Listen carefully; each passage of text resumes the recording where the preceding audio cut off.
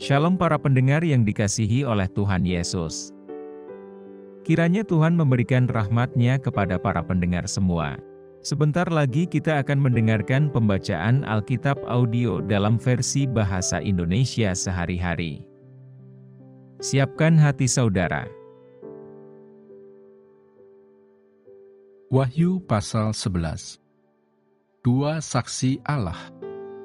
Kemudian diberikanlah kepadaku sebatang buluh, seperti tongkat pengukur rupanya, dengan kata-kata yang berikut, bangunlah dan ukurlah bait suci Allah dan mezbah dan mereka yang beribadah di dalamnya. Tetapi kecualikan pelataran bait suci yang di sebelah luar, janganlah engkau mengukurnya, karena ia telah diberikan kepada bangsa-bangsa lain, dan mereka akan menginjak-injak kota suci 42 bulan lamanya. Dan aku akan memberi tugas kepada dua saksiku, supaya mereka bernubuat sambil berkabung 1260 hari lamanya. Mereka adalah kedua pohon zaitun dan kedua kaki dian yang berdiri di hadapan Tuhan semesta alam. Dan jikalau ada orang yang hendak menyakiti mereka, keluarlah api dari mulut mereka menghanguskan semua musuh mereka.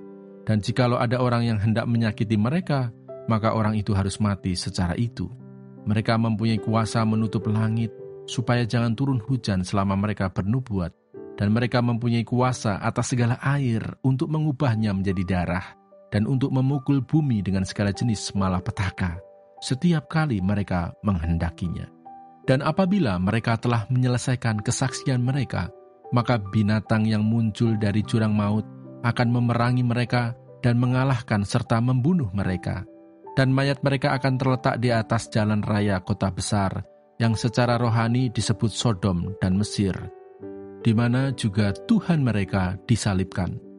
Dan orang-orang dari segala bangsa dan suku dan bahasa dan kaum melihat mayat mereka 3,5 hari lamanya, dan orang-orang itu tidak memperbolehkan mayat mereka dikuburkan.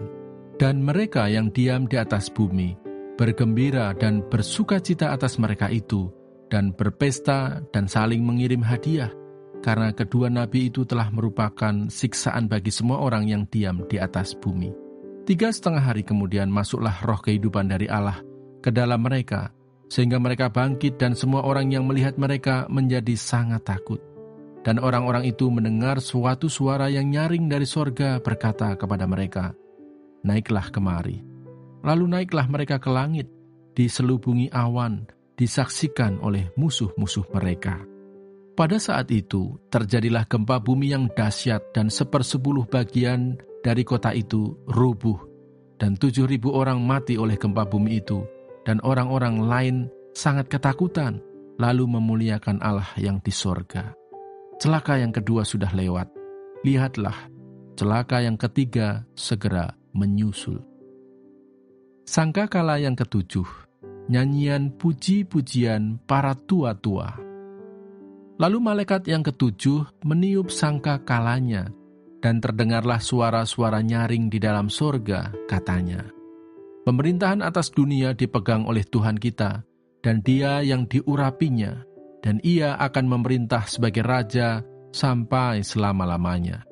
Dan 24 tua-tua yang duduk di hadapan Allah di atas tahta mereka, tersungkur dan menyembah Allah, sambil berkata, kami mengucap syukur kepadamu, ya Tuhan, Allah yang Maha Kuasa, yang ada dan yang sudah ada, karena Engkau telah memangku kuasamu yang besar, dan telah mulai memerintah sebagai Raja. Dan semua bangsa telah marah, tetapi amarahmu telah datang, dan saat bagi orang-orang mati untuk dihakimi, dan untuk memberi upah kepada hamba-hambamu, nabi-nabi dan orang-orang kudus, dan kepada mereka yang takut akan namamu, kepada orang-orang kecil dan orang-orang besar, dan untuk membinasakan barang siapa yang membinasakan bumi. Maka terbukalah bait suci Allah yang di sorga, dan kelihatanlah tabut perjanjiannya di dalam bait suci itu, dan terjadilah kilat dan deru guruh, dan gempa bumi, dan hujan es lebat.